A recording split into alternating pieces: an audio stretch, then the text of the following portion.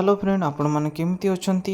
मु तो बहुत भल अच्छी। आपण मैंने भी निश्चिंत भलरे थिबे। आज मूला शाग भजा देखिबा।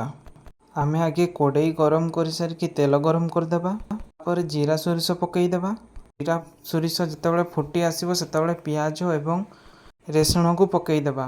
ता संग को लंका किछि। जेहेतु मु लंका आनिनी सेतिपई पियाज एवं रेसुण द्वारा ही भाजा भाजुची। माने देखुचंती पियाज लालिया हे आसिलानी। तापर शाग पकईदेबा। मु अलरेडी पकई सारिलिनी। आपण माने केमिति शाग भाजती निश्चिंत कमेंट माध्यम मते जणेबे।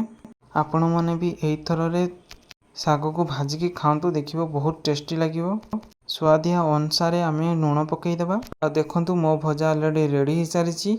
लेट करबानी, चलंतु आमे खाइबा।